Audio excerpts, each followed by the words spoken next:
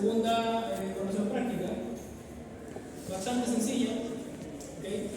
Y después tendremos ya la tercera prueba, que es rodilla y cadera. Y la última prueba sería tobillo, pie y mano. ¿Qué opción hay? Les pregunto a ustedes, de poder adecuar un poco el calendario, porque no es 100% confirmado, pero está la opción de que pueda tenga que viajar el 4 de agosto, llegar el día lunes. Entonces, poder ajustar todo para la semana final. Ahí vamos a ver. Una pregunta, si no se puede, no se puede, ¿ya? Pero más que nada para poder ajustar eso de manera casi como un favor que salió de la nada este día. Pero hay muchas tantas adecuaciones y tantas cosas que ya depende de cómo están ustedes, pero los puedo presionar a ustedes a adelantar todo si están con otra evaluación encima, así que sería irresponsable de mí. En relación al tobillo pie nos vamos a enfocar a una estructura que tiene que tener ciertas características. Si ustedes ven la imagen, un pie tiene que tener dicotómicamente dos características. La primera, tiene que ser un pie flexible para que pueda permitir los movimientos, para poder adaptarse a la superficie también. Y tiene que ser un pie rígido para poder transmitir la fuerza que viene desde el piso y soportar la carga también que esté detrás. Por lo tanto, esta complicación de flexibilidad y rigidez, o esta dualidad de flexibilidad y rigidez, si bien en niños se tiende a dar, el pie es más flexible. La rigidez cuando somos más viejitos se aumenta, entonces tenemos que mantener un pie lo más funcional posible y junto al tobillo favorecer la movilidad del extremidad inferior. ¿Okay? Si vamos a lo como puntual, en lo que tiene que manejar, nos vamos a enfocar en la suprastagalina, inter y después, bueno, retro, medio y antepié, para los que también ya se ubican en la anatomía. Pero cada una de ellas tiene una particularidad y bueno, en un pie sano, en un pie que tiene estas dos características, flexibilidad y rigidez, vamos a tener una complicación entre en los movimientos. Movimientos puros como tal, casi no hay. Siempre vamos a encontrar movimientos que van a estar superponiéndose a otro o mezclándose entre sí.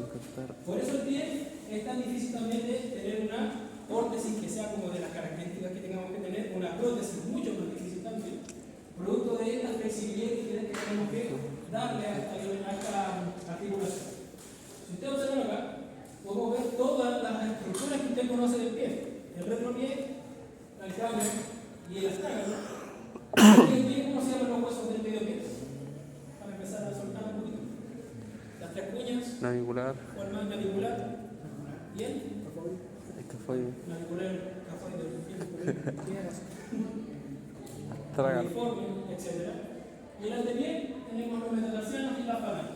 O sea, todo esto que usted ve acá, que sería el retropié, el medio pie y el antepié, van a tener una movilidad, van a aportar a cierta movilidad, sobre todo el retro y el medio pie.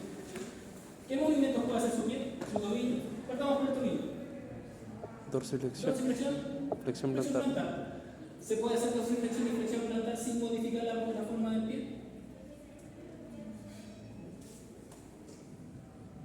¿Se podrá? Quizás sí, pero ¿qué otro movimiento puede hacer usted también en el tobillo? Inversión y eversión. Inversión y eversión. Todos esos movimientos que usted conoce, dorsiflexión, flexión plantar, inversión y retroversión, van a pasar por alguna de estas articulaciones, lo que va a cambiar un poquito la distribución de la carga y del movimiento. Luego vamos a tener movimientos también en el antepié y el medio pie, que son la abducción y aducción. Y todo eso juntos van a ser movimientos de pronación y supinación del pie. O sea, hay mucha movilidad a expensas de toda esta articulación que vamos a ver. Nos vamos a enfocar en una mecánica mucho más clínica, mucho más superficial desde el punto de vista, porque son de estas anatomías que a veces pueden complicar un poquito. Hay colegas que son especialistas en pie y es por algo, porque es bastante complejo. Pero hoy día ojalá se vayan a la casa con una idea de cómo es el pie y cómo se moviliza y cuáles son sus rangos de movimiento, que eso es lo más interesante. Si observamos acá, estos son los movimientos que usted me acaba de nombrar: dorsiflexión y flexión plantar, abducción, aducción, eversión e inversión, que es lo que podemos hacer en nuestro pie, en este caso, lo que describiría la literatura. Un eje transversal, recto, un eje anteroposterior y vertical también. Pero lo real es esto que usted ve acá, que existe un eje, pero es un eje oblicuo. Y ese eje oblicuo va a pasar por los malleolos, que si usted recuerda anatomía, el malleolo interno y el externo tienen una diferencia de altura. Por lo tanto, este ángulo, que se denomina axis, o en este caso ángulo o eje oblicuo, va a tener diferencia. Vamos a tener una mezcla de movimientos. Para empezar, la pronación va a ser una mezcla de eversión, abducción y dorsiflexión del pie, y la supinación una inversión, abducción y una flexión O sea que cuando yo hago flexión plantar o dorsiflexión, mecánicamente también el pie está preparado para hacer, ya sea en dorsiflexión, abducción y reversión, y también en el caso de la flexión plantar, supinación, inversión y aducción del pie. Y eso es lo complicado. Cuando empezamos a leer el libro, cuando ustedes empiezan a repasar, hay tantas veces repite tanto esto de los hechos que son antiguos que se confunden un poco. Pero quiero que ustedes empiecen desde ya a hacerlo mucho más sencillo. Cuando yo hago flexión plantar, cuando la punta empieza hacia abajo, adicional el pie completo, va a tener un movimiento de abducción, inversión y supinación. O sea, el pie iría realmente supinar, pronar, por si acaso, para los que todavía no tienen la movilidad del pie. Cuando yo hago esto es para poder representar la marcha. En esencia yo empujo con el pie. Y la dorsiflexión lo contrario. Cuando hago dorsiflexión, hago una eversión y una abducción del pie. Por lo tanto, una eversión, dorsiflexión, eversión va a formar una pronación delante del pie. ¿Para qué? Para proyectar el pie en el piso. Es bastante información. Por eso vamos a ir articulación por articulación para lograr comprender esto que está acá. Si yo quiero un pie que se mueva muy bien en todos estos movimientos, tengo que hacer que progrese. Un pie que supine bien también. Inclusive para los que son futboleros o los que les gusta el deporte, hay deportistas que hacen tanto análisis del pie que le identifican si su pie es pronador o supinador. Y en base a eso hacen la zapatilla. ¿De acá saben algunos de ustedes si es pronador o supinador? Con suerte la talla, ¿no? Para el laboratorio de esto que va a ser después del práctico, que lo estoy diciendo ya con anticipación, necesita observar sus pies. Vamos a evaluar su pie y vamos a ver si ustedes pie plano, pie cabo, pie egipcio, pie griego, que tienen una clasificación. Y en lo posible vamos a tratar de ver si usted es supinador o pronador ante el pie, pero sería mucho más superficial. Entonces prepare su pie, sus palillos, no está de más. Ese laboratorio si puede dejar lleno tal. Ya viene casi blanco, pero vengan preparados para evaluar su tobillo y su pie, pero no saben. Ya no, profe, no puedo, no va a poder hacer el laboratorio, y si no hace el laboratorio no va a poder completar la guía. Si no completa la guía, esa es nuestra última nota de control. Así que tiene que hacerlo así o sí. Ya, con esta introducción que a veces te enreda un poquito, vamos parte por partes. Usted sabe que tiene ejes de rotación o ejes de movimiento, que estos son los teóricos, pero este es el de acá, el que nosotros nos vamos a fijar. Cuando el pie se mueve, vamos a tener movimientos de supinación, pronación que acompañan al resto también del pie, pero es acá donde está quizás la confusión a veces. ¿Bien? Los ejes que usted ve acá arriba son estos que están acá, que son los que dicen la literatura y los que son ejes más, por así decirlo, más teóricos, no son los reales. El movimiento real ocurre así, en un eje que es bastante irregular, que está anteriorizado, que está hacia arriba, que está en dirección oblicua, o sea, a veces uno se pierde un poquito. Pero vamos parte por parte. Primero, ¿quién conoce la articulación suprastracanina? ¿O no la conocían con ese nombre? Suprastracanina.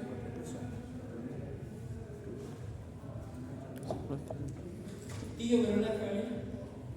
Es así. La tibio-peroneal tragalina o la suprastragalina es la articulación del tobillo. Esa es la que te vamos a ver. Que es la relación que va a haber entre el peroné, la tibia y el astragal. ¿Qué tipo de articulación es esta de acá, estimado colega? La tibio-peroneal inferior. ¿Qué clasificación tiene?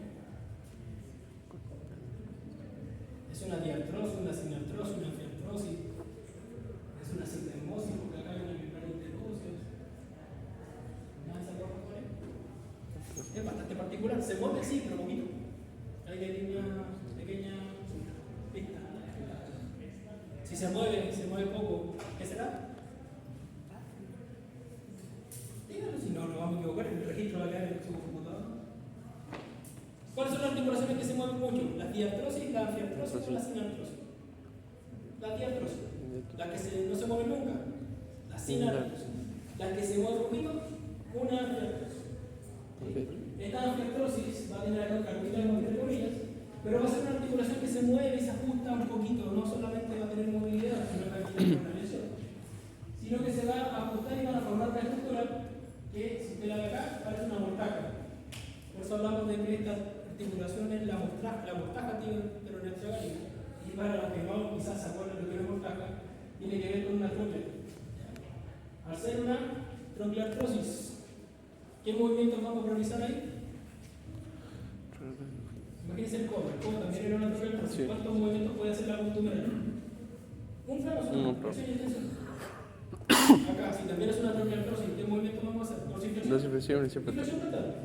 Pero también ocurre que debido a esta relación que tiene con la parte anterior a esto, porque esta es la subastragalina y la articulación anterior, en este caso la transversa, todo como se mueve en conjunto, permite que no solamente esta articulación sea movimiento de dorsiflexión y flexión plantar, sino que también tiene ligeros movimientos de versión e inversión del pie.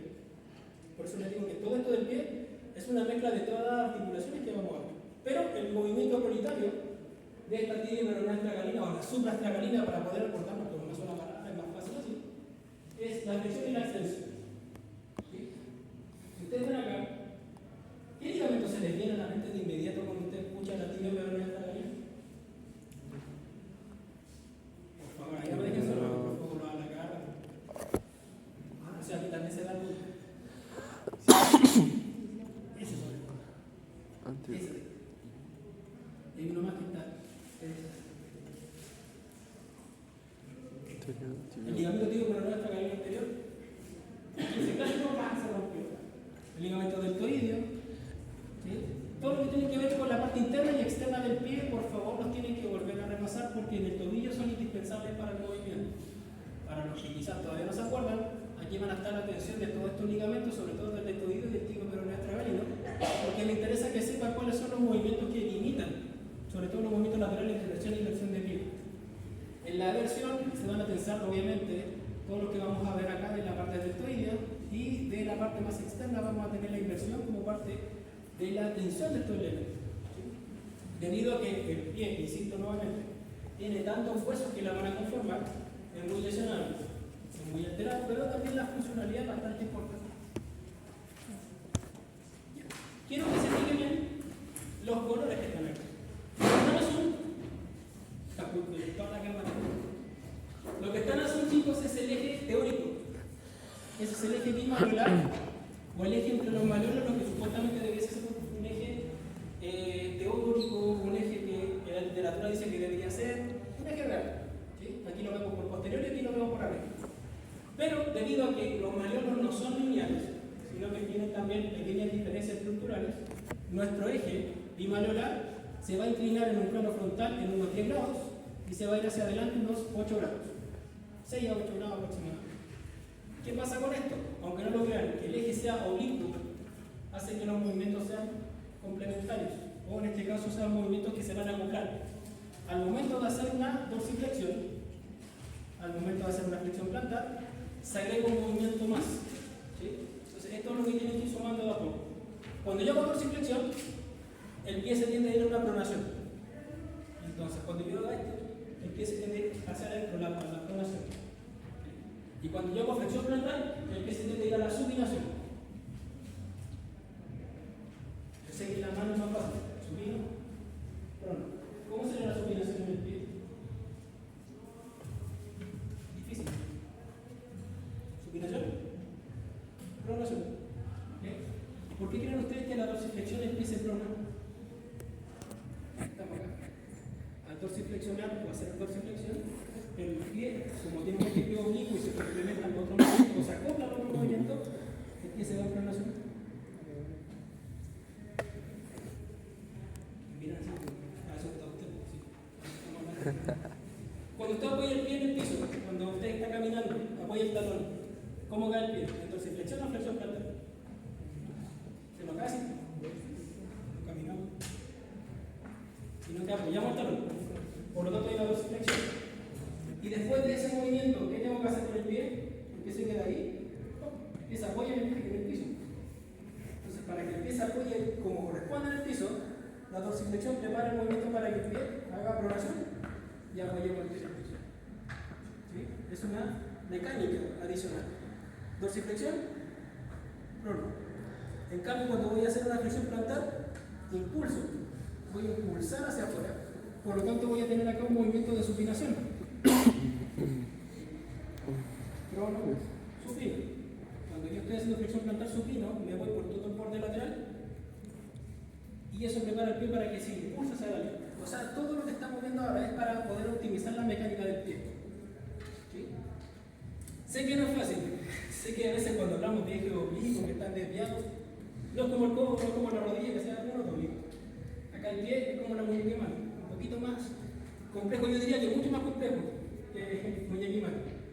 Pero es que los movimientos se van acoplando por estas diferencias de los ejes. No hay ejes naturales, no hay ejes teóricos, no hay ejes que son los tradicionales, sino que al tener huesos que se van a torcer, por ejemplo, la tibia se torce a 20 grados hacia afuera.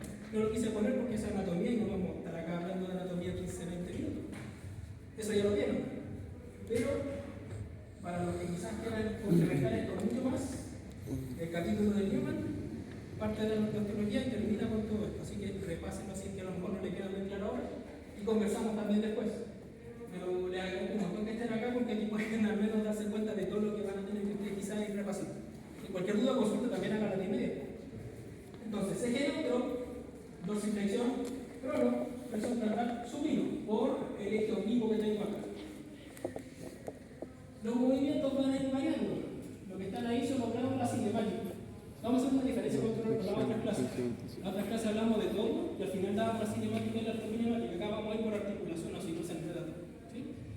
Una vez que ya reconocí los ejes de movimiento y que reconozco que los movimientos también van a estar acá en el pie y acoplándose también, cuando hago dorsiflexión en la supraestragalina, el pie anteriormente se va a pronar y lo mismo para la flexión plantar. La parte anterior del pie se va a supinar. ¿En qué grados? De 15 a 20 grados de dorsiflexión y flexión plantar de los 40 a 50 grados. ¿Por qué hay diferencia? ¿Qué es lo que limita la dorsiflexión? ¿Qué limita la flexión plantar? Vean. Para abajo, lo limitamos. La tensión de toda la parte anterior del pie. ¿Sí? Pero hacia arriba, ¿qué lo limita? ¿Qué limita la dorsiflexión? La tensión del cuádriceps, la tensión del tríceps sural, puede ser una opción, ¿no? Porque menos tenso que puede impedir doblar el pie. Sí. Hay muchos pacientes que tienen una hipertonía o una sobreactivación de los gemelos, que son los principales flexores plantares, tienen poca dorsiflexión. Pero hay otra cosa más. ¿Qué podría ser? Si yo tomo usted su pie, su doble hago dorsiflexión, ¿puedo llegar arriba que el pie llegue para lo que hace con el pie? ¿Quién me interrumpe? ¿Qué estructura ósea? Hay un choque óseo. ¿Pero quién choca? ¿La tibia, el peroné? ¿Con quién? Bueno, astrágalo.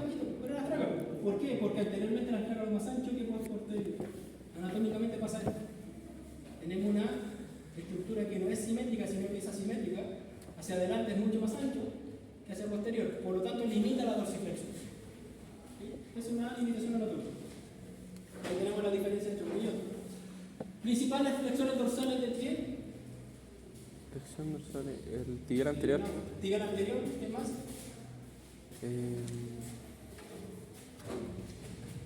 Todo, pero vayan refrescando un poquito la memoria.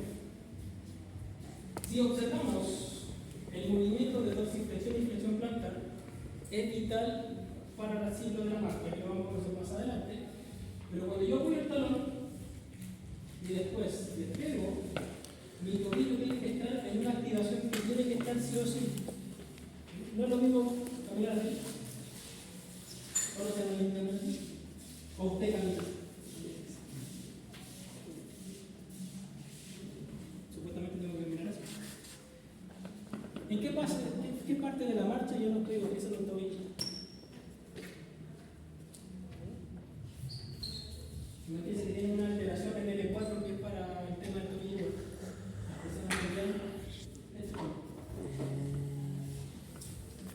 Cuando el pie está apoyado, lo necesito. Cuando el pie está en suspensión, o sea, en el aire, el pie lo necesita. O sea, un tobillo con una mala biomecánica va a alterar todo el proceso de la marcha. Hay momentos en que donde vamos a hacer mayor dorsiflexión, otros que vamos a tener mayor flexión plantar, pero el tobillo está presente en toda la movilidad. Así que un tobillo alterado, un tobillo biomecánicamente mal ejecutando su movimiento, va a alterar sí o sí el ciclo de la marcha. La artokinemática es bastante sencilla. Y para la idea de ustedes, esta es la única artokinemática que van a tener que aprenderse para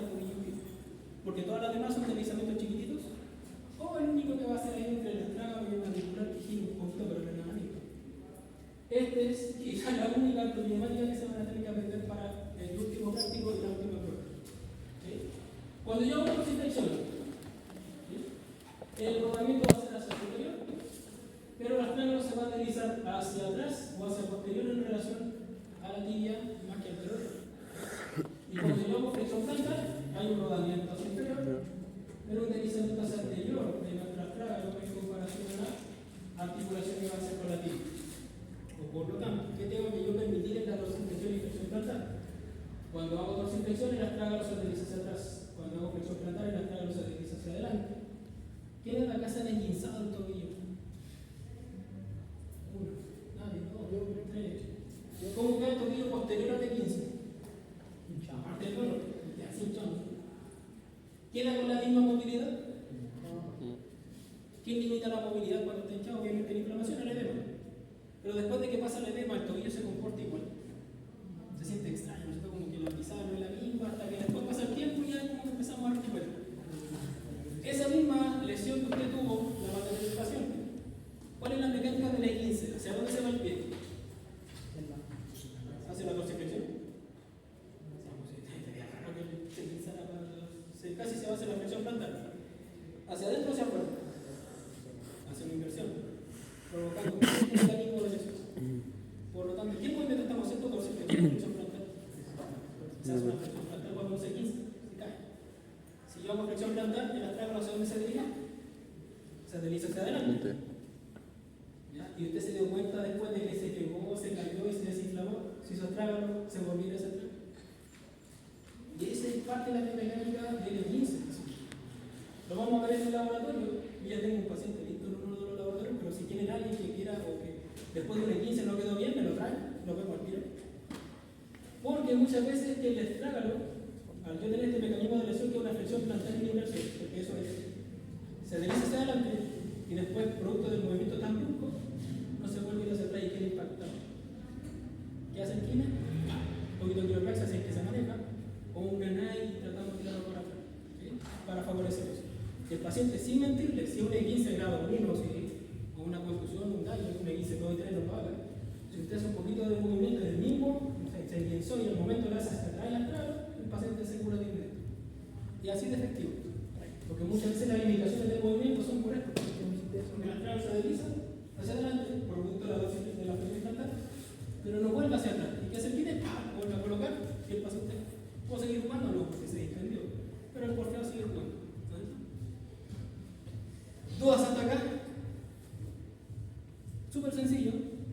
Suprastragalina, para los que quizás llegaron recién, es la peroneastragalina o tioperoneastragalina, por si acaso. Me gusta decir suprastragalina porque es más sencillo de poder identificar. Su movimiento principal es dorsiflexión y flexión plantar, pero como eje principal, ustedes saben que los movimientos no van a estar solos, sino que hay un acompañamiento, una acopla. En la dorsiflexión hay una, en este caso, una rotación del pie en la parte anterior y en la flexión plantar hay una supinación, como movimiento acopla. Musculatura, ya, le dijeron uno solo, dorsiflexor principal, tibia anterior. Tibia anterior. ¿Alguno más? ¿O solamente tienen uno solo para hacer dorsiflexión? Pero no pongo extensor largo del pulgar. Extensor largo del tobillo. Pero no anterior, excelente. Ahí están todos los que van a hacer dorsiflexión. Ahí dice peroneo anterior, pero no tercero, que está por ahí. ¿Ya? Debería estar en alguna persona. Pero los principales son estos tres. Tibia anterior, extensor común de los dedos y extensor largo del ortejo mayor. Los tres van a hacer dorsiflexión, pero también hay un compañero, hay unos que van a hacer inversión o versión del pie dependiendo de más inversión, sí, pero lo vamos a ir relatando de a poquitito. Y este es más sencillo. ¿Cuáles son los músculos principales de la flexión plantar? El tríceps. Sinergistas, los músculos flexores del pie. Podrían ser también sinergistas del movimiento, pero los principales van a ser el gemelo interno, gemelo externo y el sólido. ¿Dudas hasta ahí? Sencillísimo. Porque aprendieron ahora que el astrágalo se da hacia adelante sin impacto. Por último, quédense con este. Cuando ya avanzamos de la suprastragalina, nos vamos a la subastragalina. ¿Qué articulación hay acá? Debajo del astrágalo, ¿con quién se relaciona? Con el calcáneo, solito. ¿Qué más?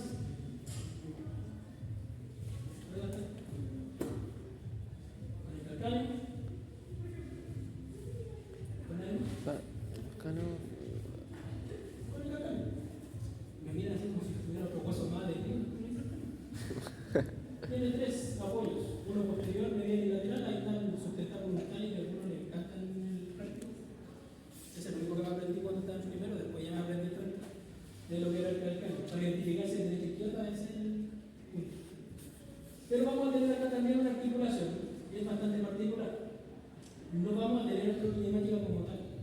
Lamentablemente, estas articulaciones tienden a ser más lisas, entre comillas, ¿ya? Pero su rango de movimiento aporta a la sumatoria con otra articulación más al movimiento en general. Por eso les comentaba que la ortokinemática en este momento va a ser súper sencilla. Ahora, la cinemática cambia. ¿Ya? Vamos a tener acá ligamentos que van a también limitar los movimientos de inversión y aversión, que son donde se va a empezar a ver el eje de movimiento en esta articulación.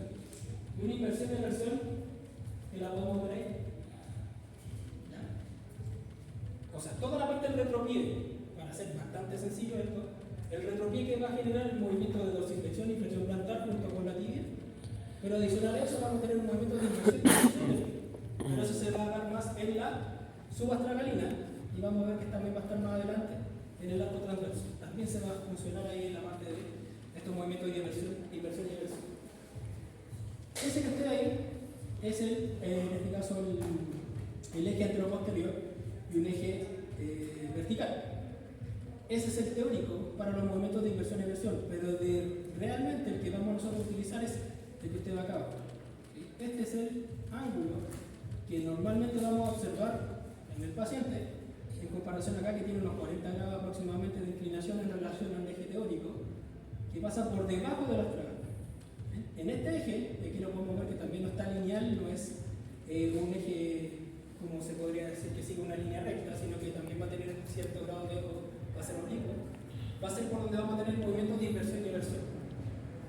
Si sumamos acá, la pronación del antepié, que es lo que estamos viendo en ese movimiento de acá, es una mezcla. ¿Con quién se relacionaba con los movimientos que vimos antes? ¿Con la dorsiflexión o la flexión plantar? ¿Cuál la pronación? la pronunciación? La pronación se relacionaba con la dorsiflexión o con la flexión plantar. Con la dorsiflexión. ¿Sí? Entonces, dorsiflexión. Voy a anotarlo porque si no se le va a olvidar.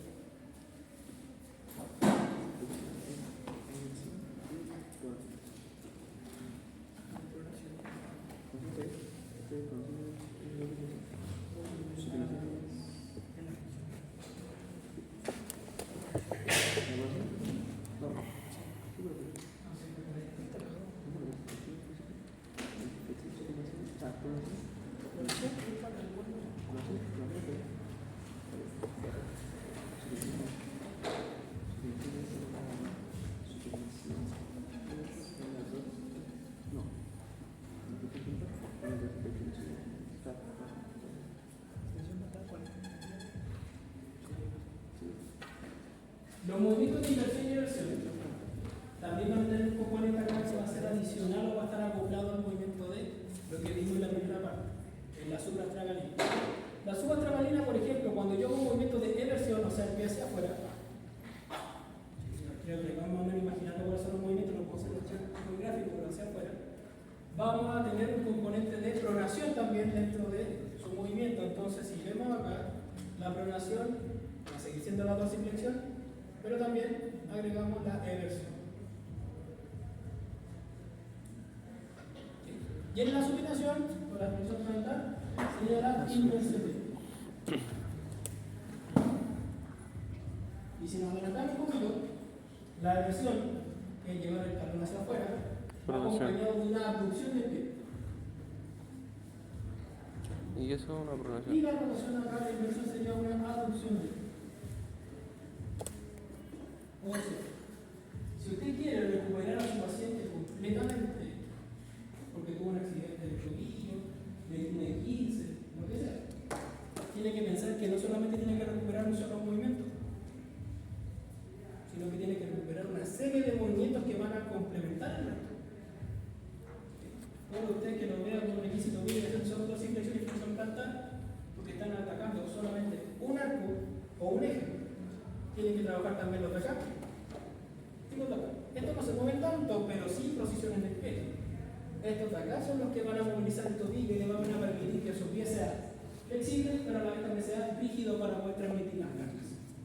Por tanto, en la versión, como les comentaba, va a ser una abducción y una pronación como el mecanismo, y en el caso de la abducción va a ser una inversión con una abducción del pie, y eso va a tener una amplitud que va variando entre 20 a 25 grados la versión, pero la inversión y la versión de 10 a 15 grados. ¿Cuál sería la diferencia? ¿Por qué hay diferencia en los movimientos de inversión y inversión? ¿Por qué inversión hay el doble casi que la inversión? ¿Qué choca hacia afuera? El malero lateral. El malero lateral tiende a ser mucho más largo, ¿okay? Lo que limita el movimiento de inversión, pero no así el de inversión, porque el malero lineal es más cortito, por eso tenemos un ángulo de, no es así el eje entre las otras fragmentos, sino que está ahí. El malero lateral es más largo, el valor interno es más corto. Por tanto, limita también el movimiento desde el punto de vista estructural. 20 a 25 según la U. Es decir, que esto va ampliándose o va manteniéndose según la edad del paciente. Lo que están viendo ahí es un adulto como ustedes, etapa funcional, ¿ya? Pero los niños tienen que ser mucho más amplios y a los abuelitos mucho más limitados. Por ende, al tener menos movilidad, ¿qué pasa con los abuelitos en el pie? ¿Qué les pasa a ustedes cuando tengan cierta edad? ¿Qué va a pasar con su pie? Con el tiempo. Se vuelve más rígido. Al estar más rígido, está más propenso a Caídas. las caídas. Ustedes han hecho flexibilización de su pie, van a la casa, le hacen unos masajitos por lo que bien que se portaron, sobre todo el calcáneo que absorbió todas las cargas. Nada, sigamos jugando a la pelota. No, sigamos caminando, sigamos. ¿Ya? La higiene articular en el pie es vital para evitar lesiones. Entonces, este resumen de acá es lo que usted va a tener que sí o sí acordarse cuando esté evaluando su paciente. La articulación transversa del tarso va a ser la relación que vamos a tener casi en el medio pie. Si observamos acá, esta estructura, van a ser la articulación astragalo-navicular o escafoidea y la cacarboidea, como parte de esta relación que tenemos acá y arriba. ¿Sí? Esta articulación transversa del carpo no va a ser quizás la más móvil, pero va a complementar el movimiento de inversión y elección del pie. Parte de su entrenamiento está ahí casi toda la movilidad, pero la articulación que vimos recién, que acá, si no mal recuerdo, el profe por acá abajo dice la de Chopin, la de Liscan, que es porque aquí de Liscan, por ejemplo, es acá, es donde nos amputan el pie a la persona que debe, por eso alimentaron por el traumatólogo que la medio Liscan, y acá Chopin también. ¿Qué pasa con el medio pie? ¿Qué es lo que hay acá que es importante para ustedes para mantener la estabilidad? Que los más chiquitos a veces no están tan formados y se pasan cayendo. Y el abuelito se pone tan tenso que al final llega hasta doler. O dependiendo del zapato que usted usa, le duele, le duele, le duele. ¿Qué es lo que hay en el medio pie? El arco longitudinal. Miren, está la parte interna del pie. El famoso arco. Hay un músculo dando vueltas por ahí también que se lo voy a preguntar. Pero todo esto es para poder ayudar al movimiento y a disipar las cargas. ¿Sí? La trasladan de un lado a otro igual que la del medio pie. Pero vamos avanzando. Si se fijan, ahí está la subastragalina. Si se fijan, es más que nada una superposición de movimientos cuando yo lo tengo en neutral y después voy haciendo eversión e inversión. Ocurre el movimiento que les comentaba recién. Cuando el pie está neutro, la articulación transversa del carpo, que es la que vimos recién, van a favorecer el movimiento de pronación y supinación, favoreciendo los movimientos de eversión e inversión del pie. Por lo tanto, estos que están acá van a complementar la articulación. Voy a dejar acá abajo, acá abajo.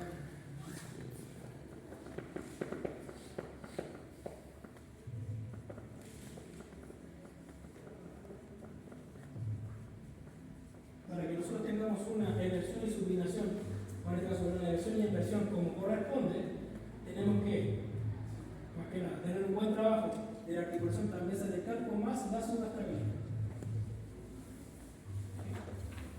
De una manera que haya mucho más movilidad. Siempre nos olvidamos de esto de acá. Cuando veo que flexibilizan el pie, se van al arco, se van al arco. ¿Ah? Oh, perdón, del tarso. Muchas gracias. Ahorita lo que acabo de decir, nada más. Ahí. el cuerpo que tiene la casa, es lo mismo acá, pero con cosas más tranquilas. Así al final ya mecánicamente es muy parecido. Y si sacamos el pisiforme, son 7 huesos, son 7 huesos. ¿Ya? Entonces, el pisiforme con eje más que. Si se fijan acá, tenemos músculos, por ejemplo, tibial posterior, que al hacer inversión, tracciona todo. Al traccionar todo necesitamos retropie y un medio pie para la movilidad. Y los músculos más laterales, por ejemplo, los que hacen eversión. ¿Cuáles son los músculos aversores del tobillo? Pero no lateral largo y corto. Bien. ¿Y cuál de los dos pronos? ¿Es largo? El corto solo hace inversión. Eversión corto. El peroneal largo y corto son inversores, pero el peroneal lateral largo, por su inserción en el primer ortejo, lo que va a hacer es pronar. Entonces se fijan, pronación, reversión, mismo músculo. ¿Ya? Entonces está todo funcionando en el pie como debe ser. ¿Por qué las personas que se altera la biomecánica del pie pierden tanta funcionalidad por lo mismo? ¿Y por qué no hay una prótesis que simule también la mano y el pie? Por lo mismo, porque tenemos múltiples movilidades que exuben. Y otra imagen para que lo puedan ver también. Acá va a estar el eje transverso en su eje oblicuo, en donde podemos ver que la abducción, a ver de dónde está, acá, se va a asociar con la pronación y la ADB con la supinación. ¿Sí? Si se fijan, entonces, esta articulación, la subastracalibre y la transversal del carpo, se van complementando para poder darle movilidad al pie. Preguntas. ¿Alguien de acá se ha hecho alguna vez el examen para saber si tiene pie plano? ¿Sabe si tiene pie plano o no? ¿Alguno diagnosticado? ¿Cuántos pies planos hay existen? Pasaron por pediatría, eso debe estar ahí. ¿No lo vieron en pediatría?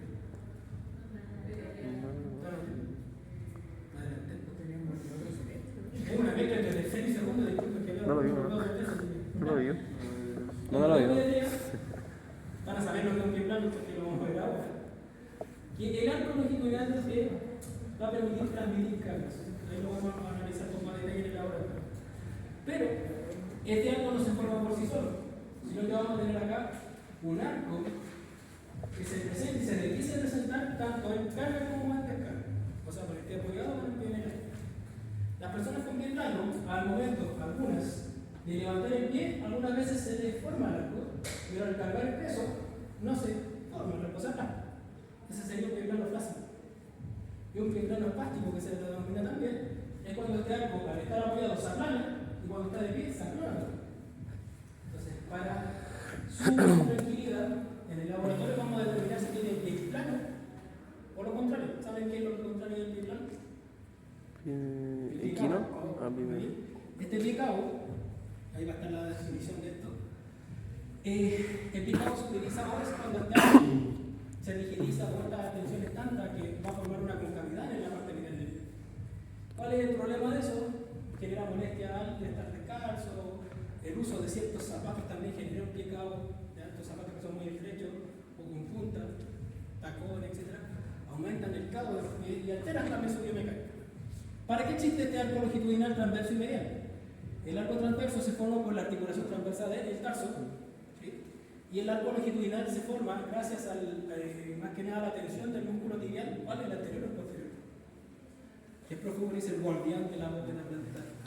Porque se me retumba todavía. ¿Cuál es el guardián de la bóveda plantar? Posterior. El tibial posterior, muy bien. ¿Saben si su tibial posterior está decente o no? En el laboratorio lo vamos a ver. Ya, por favor, por eso le estoy diciendo que vamos a ver tanto el pie. Para los que son más escrupulosos, vamos a ver los 45. Para los que no, así a sangre no. Pero el pie va a tener que tener un pie ojalá decente. Hermoso, después de almorzar a esa hora, el de las 6 nomás, el miércoles va a estar muy complicado que vamos a tener en clase, pero se hace lo que se puede. ¿Ya? Un pie bonito, un pie evaluable. ¿Sí? Y acuérdense que el espacio no son 3x3, así que si se siente algo se va a sentir por 20. Por tratar de buscar un espacio que se pueda trabajar. Pero para cuando veamos esto, necesito por favor que vengan con su pie y que en ese laboratorio no digan, no, profe, que no quiero. Tienen un par de semanas para embellecer su pedicure, los pescaditos que están ahí también. Con el randete. ¿Cuál es la función de estos arcos, chicos? Es trasladar el peso del cuerpo o la carga hacia adelante o hacia el lateral del pie. Si yo apoyo el talón, el arco medial, ¿qué es lo que va a hacer? Transmitir esta carga del talón hacia adelante o hacia el lateral, dependiendo de donde la distribuya, para que el pie pueda cargar bien el peso y no tengamos lesiones. Una persona con pie plano tiende a cargar el pie, no distribuye bien y tiende a caerse. ¿Qué vamos a ver? Un arco normal, en donde podemos observar que aquí el pie se está apoyando en toda su superficie más lateral. Esa sería una buena descarga de peso. Del talón hacia lateral, al antepié, inclusive la marca de los 5 deditos apoyados en este caso podoscopio. Antiguamente, ¿cómo evaluaban esto? Tintan los pies, ¡pam! En una hoja y hacen casi un retrato como si fuera para el padre. Acá lo pasamos a nivel ya intermedio, ni siquiera superior, tenemos un podoscopio. De los que han ido a posturales con el profesor Pizarro conozcan que es una cajita con recursos. Eso lo puede presentar. Pero existe algo mucho mejor, que son paneles con sensores de presión, que es otra cosa, otro nivel. Que lo encargué, pero van a llegar como 3 años más. Pero todo digital, y sale su descarga del pie. Una vez que estábamos, fue que trajimos a Astor, no se conoce Astor, que está ahí frente al hospital. Tiene una biomecánica de pie, pero hermosa, un laboratorio, que casi nunca lo usa la gente porque no lo conoce. Y logramos traerlo para acá, me acuerdo que fue mi último año que fue otra vez. Y lo trajimos para acá y mostraron todo y quedamos invitados, pero de ahí lo hemos ido, así que voy a tratar de ver si nos permite ir para allá. Siempre cuando ustedes quieran ir, para ver cómo está su día apoyado para el digital. Al ojímetro que vamos a ver acá, vamos a ojalá tratar de pasarlo a digital. Si se fijan acá, cuando el paciente descarga el peso y este músculo que es el tibial posterior y los arcos no están bien distribuidos, el pie cae, formando una curva total del pie. Esto es lo que se denomina pie plano. Y existe un pie plano grado 1, grado 2, grado 3, inclusive hasta un grado 4 cuando se marca el borde interno. He visto solamente uno en mi vida como Venezuela. Y fueron adultos, ni siquiera fueron niños. Por lo tanto, esto se puede seguir manifestando. ¿En qué? En el desgaste de su zapatilla. Si usted de su zapatilla y gasta el borde interno, es porque usted es un pronador excesivamente pronador. Si gasta el borde externo, usted es supinador. Si no gasta nada, parejito, está bien, está distribuido bien. Si usted descarga solamente el talón, tiene una mala distribución del peso. Si usted descarga solamente en el antepié, está sobrecargando su cabeza de la metatarsial. Eso posiblemente con tiempo, no ahora, puede generar una metatarsalgia y si no es cuidadoso, una fractura de la cabeza de la metatarsial. ¿Cuándo vamos a ver eso? En el laboratorio, ¿ya? Para ese día, aparte de su pie hermoso, bonito, bien ahí con un lacito en cada dedo, necesito que tengan la zapatilla que ocupan comúnmente en el día a día. Profe, pero está así media, traigan eso. La zapatilla nueva, la última, para que esa bonita no tiene ninguna marca. Entonces esa que ya está, que no da más, esa la que ocuparon todo el semestre, traigan eso. Esté destruida por dentro. Inclusive yo creo que más de algunos de ustedes rompe la zapatilla, o sea, por fuera o por dentro. Es por esa mala descarga del pie. ¿Por qué no me avisó antes? Rodó como 6 zapatillas. Es por esto. Ya que estimamos, esto es un pie cabo. El pie cabo es una retracción tanto o tan marcada del tibial posterior que evita que la carga sea distribuida de atrás hacia adelante o de adelante hacia atrás. En un pie cabo, chicos, solamente se ve el talón y el antepié. No hay una descarga media. Por lo tanto, estamos sobrecargando el talón, que podríamos provocar un espolón calcáneo, o estamos cargando todo hacia adelante, que podríamos generar nuevamente una metatarsalgia. O la fractura de conflicto que le llaman también. Muchas personas que pasan de pie se rompen la cabeza en metatarsiano por sobrecarga. Vean, todo lo que está acá tiene que ver con la altura del arco mientras usted va caminando. El arco baja su altitud a medida que yo voy apoyando el pie en el piso y su altitud mayor va a ser cuando el pie ya está en el aire. O sea, el arco de por sí es flexible. ¿Cuándo se va a ver su mayor altura? Cuando el pie está en el aire, porque el tibial posterior está traccionando y se forma el arco como debiese ser. Pero cuando yo apoyo el pie, tiene que tener cierta altura también, y eso va a ser gracias a la arquitectura que tengo. ¿Qué pasa con los pies planos? Está acá. Vamos a tener una longitud pero bajísima. En los pies cabos vamos a tener quizá un arco demasiado alto, lo que rigidiza demasiado el pie. Por tanto, ese día, nuevamente vamos a ver si usted tiene un pie plano flácido, un pie plano espástico, y en lo ideal, ojalá, aunque después del laboratorio rodilla no vi mucha normalidad, pero vamos a tratar de que subiese a normal. normal, entre comillas. ¿Qué ocurre cuando el pie plano está marcado? ¿Ya? Porque a lo mejor lo más seguro es que en el laboratorio vamos a encontrar 2 o 3 pies planos no diagnosticados. ¿Pueden mejorar ahora? ¿Son jóvenes? Sí, años. Pero eso no es solamente una alteración que te va a afectar el pie, sino que una mala adecuación de la descarga del peso hace que tu rodilla se vaya hacia adentro y tu cadera cambie la posición. O sea, vas compensando, provocando un valgo excesivo, una rotación interna también de la rodilla y una lesión o una flexión y aducción de la cadera. O sea, solo el hecho de que el pie esté así, ya estás compensando de forma casi solamente estructuralmente hablando. Y les pasa a los niños. ¿Okay? ¿Y cuál es el mejor remedio para el pie plano?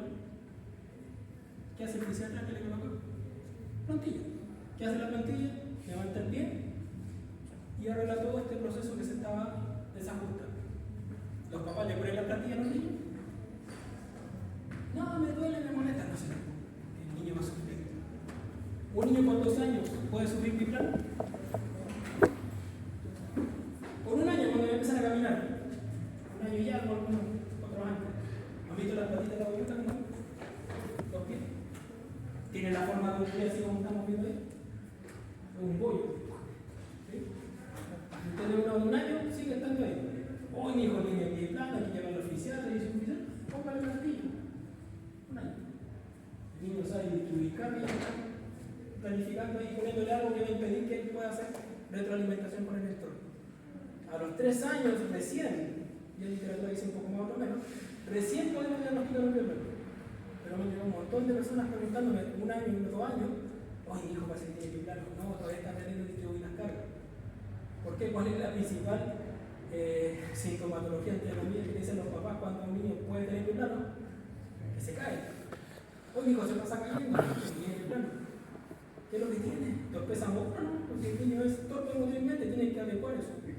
Existe un periodo de torpeza motora, no sé si todavía la tienen, pero debiese haberse pasado. No sé si alguno de ustedes cuando está en los escalones se tropieza con el último, cuando está mirando y lo ve que le falta un escalón, se pega su escalón fantasma, ¿no? Ya, eso puede ser algo más tipo de torpeza motora, eso ya de desarrollo motor. ¿Sí? Pero, pobre de ustedes que yo los veo siendo niños de 2 años, ¿no? La física para que le pongan un arco ahí, si ese pie todavía no siquiera está transformado, van a hacer esto. Papá, pero tiene una patita tan grande, si su hijo es más sentido, entonces igual hay que tratar de formar eso. 3, 4, 5 años ya es algo prudente poder llevar al fisiatra. 6 años cuando ya está en el primero básico, etc. Ya. Las intertarsianas estimados que son estas que usted ve acá, entre las cuñas y el cuboide y el navicular, vamos a tener estas 3 que son las cuneo-naviculares o escafoideas, la cuneo-navicular y también el complejo intercuneano calcáneo, en este caso cuneo-cuboide. Estas que están acá estimados, nuevamente, ¿tienen artroclimática? Sí se mueven, con deslizamientos. Sutiles deslizamientos que favorecen la amplitud de estos movimientos que están acá. A excepción, quizás, la que más vamos a ver nosotros acá, que tenga que ver con la anterior, que es la astrágalo-navicular. Esa gira, pero tan sutil el movimiento que no lo vamos quizás ni siquiera a nombrar. ¿Qué hace cada una de estas articulaciones si se fijan? ¿Cuál es la gran característica que tiene cada una? Transferir cargas. Lo que hacen es disipar la carga que va a tener el pie, ya sea la cuneo-navicular que transfiere hacia la distal, la cuneo-navicular en sí, que va a cuboide-navicular, perdón, que va a ser hacia proximal, inclusive la intercuneal y la cuneo-cuboidea que van a formar el arco transverso del medio pie que también disipan cargas. Por lo tanto, el medio pie va a tener esa gran función de poder disipar las cargas ya sea hacia adelante o hacia atrás a través de sus múltiples articulaciones. ¿Qué pasa ahí? ¿Qué está pasando ahí con el caballero que está? Adaptación. Muy bien, esa es la gran palabra que vamos a tener. ¿Se acuerdan que la mano tenía una particularidad que teníamos nosotros con metatarsial, mejor dicho? ¿Cuál era la marca? Segundo y tercero, más tarde. ¿Qué pasaba con el corte del primero? Más móviles. Eran más móviles para favorecer la forma de la mano. Lo mismo pasa. El segundo y el tercero son el eje para poder mantener la forma del pie. El primero, el cuarto y el quinto son los más móviles que permiten la flexibilidad del pie para adaptarse a distintas situaciones. ¿Sí? Ustedes hablan de descanso por el mundo.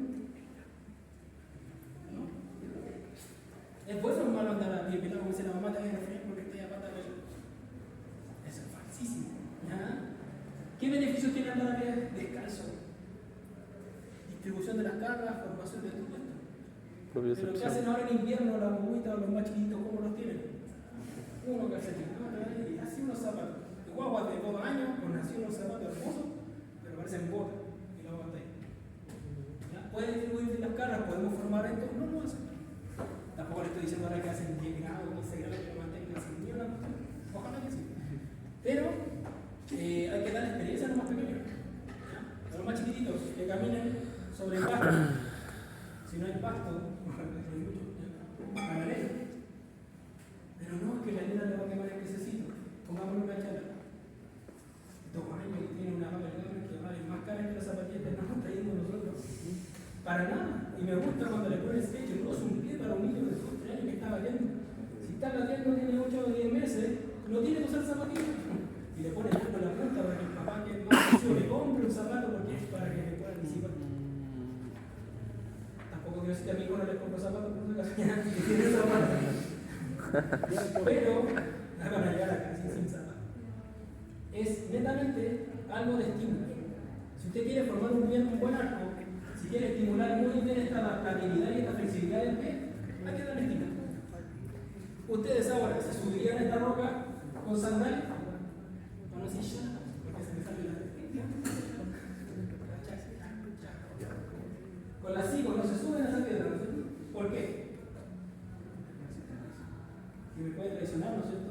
La cibo no es estable, por lo tanto no va a poder permitir esta adaptabilidad del pie a la superficie que me está apoyando. Por tanto, esta tarso-metatarsiana, la segunda y la tercera, estabilizan. La primera, la cuarta y la quinta también van a favorecer la movilidad para que se mantenga el arco longitudinal medial y el transverso y favorecer la adaptabilidad del pie. A excepción también del primero, como les había dicho, que se tiende a mover un poquito. Yo creo que ustedes lo han visto y lo tienden a mover. ¿Ah? Cuando hacemos dorsiflexión, tiende a moverse hacia arriba unos 5 grados. Y cuando hacemos flexión plantar, tiende a moverse hacia abajo 5 grados también, pero eso cuando el pie está en el aire. No lo puse porque obviamente no lo voy a preguntar en el práctico cuánto es el movimiento. Porque es un rango justo a los 5 grados que es la nada misma. Pero ya te estaba diciendo que aquí hay una adaptabilidad en el set. Y esos 5 grados que les dije que la dorsiflexión y flexión plantar son 5.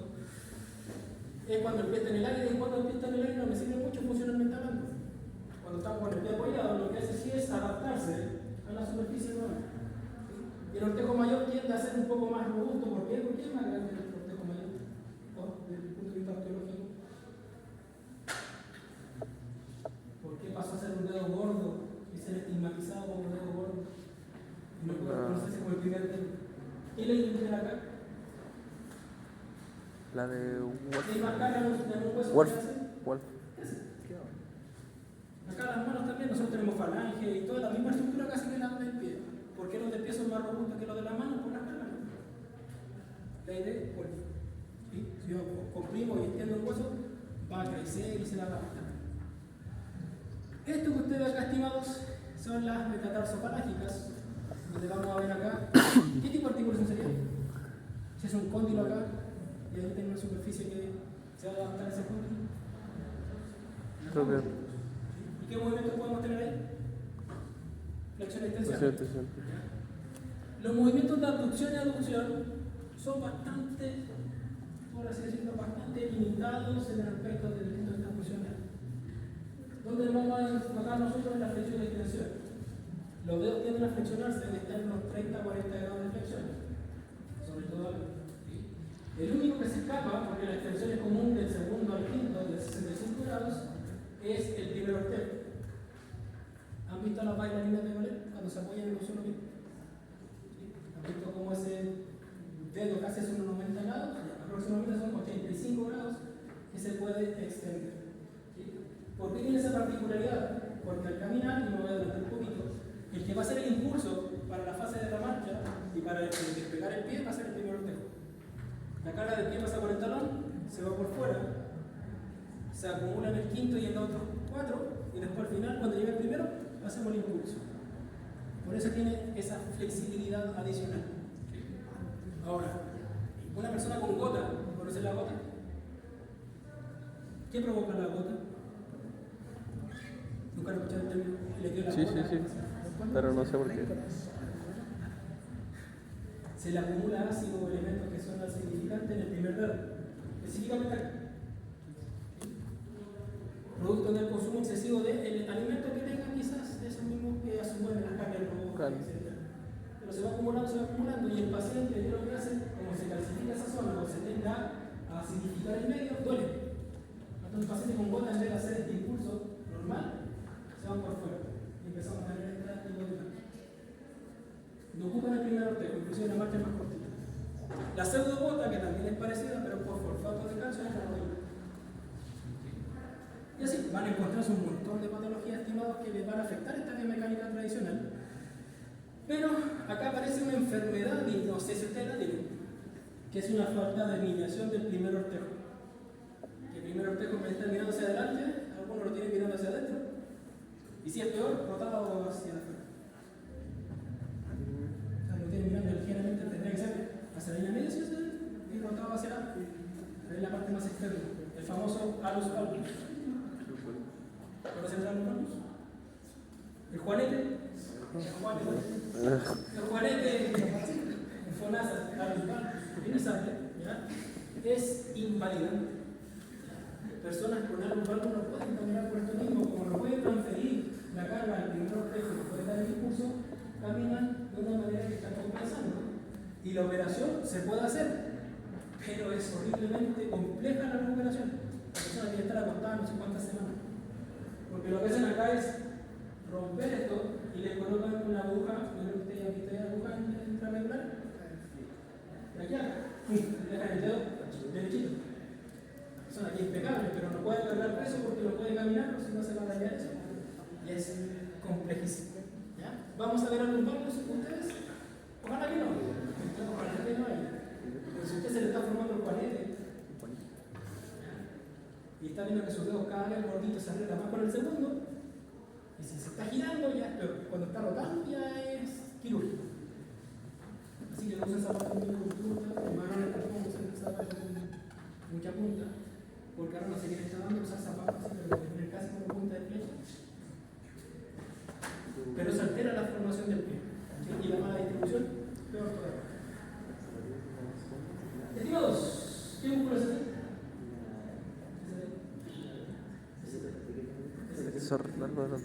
Todos los que están ahí son los músculos del pie, ¿ya? Los intrínsecos del pie. Como teníamos la mano, están los intrínsecos del pie también. El flexor contraplantar, el abductor del ortejo, el cuadrado posterior, etc. Tenemos muchos músculos que van a trabajar a nivel de la movilidad de los dedos. Pero ahí se nos puede dejar como una mini tarea, porque sé que con esto ya uno queda como medio reseteado de tanta información. Así que para estudiar esta última parte, esto es igual un poquito más fácil de entenderlo. Si tienen duda, consulta, la volvemos a revisar. Pero ya nos queda solamente lo que es marcha. Próxima semana, tobillo pie, laboratorio. Pies evaluables, por favor. ¿Ya? Si necesito pies que se pueden evaluar, porque si ninguno quiere mostrar el pie, damos por terminado el laboratorio y ya, no vamos a andar ahí. Si tiene algo entre medio ahí, puede ser que a lo mejor hay alguna afección en el pie que pueden existir en este momento, no sé, se lesionó el pie y no puede tenerlo, pero no los 10 o los 15 van a tener una lesión en el pie de ese momento. Sin vergüenza, vamos a tener una puerta abierta, así que no se preocupen. ¿Va a pasar tiempo? Sí, y vamos a tratar de ver cómo está su pie. En ese mismo momento vamos a ver si tenía un pie plano, un pie cabo, un pie egipcio, un pie Pero más.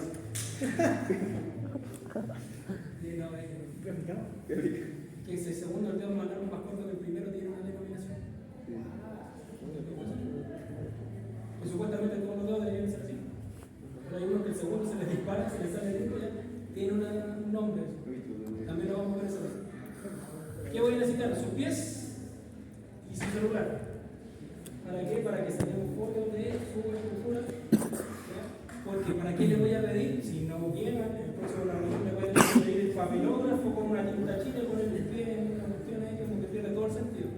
Entonces ahora como lo vamos a hacer digital, necesito el cámara, necesito su piel y sin temor, ¿ya? Porque vamos a hablar y vamos a ver cómo distribuyen las cargas. Y sus zapatillas de balón también traigan bien ese día al lado. No traiga la última zapatilla que se compró porque no demuestra cómo lo usó. Necesitamos saber si usted en el no dio su. Bien, colegas, antes de que se vayan, aquí tengo zapatilla usar. Tengo una idea de un pastero allá de Cerro Chuño que está todo decantado. ¿Ah? Para que no te vamos a mostrar.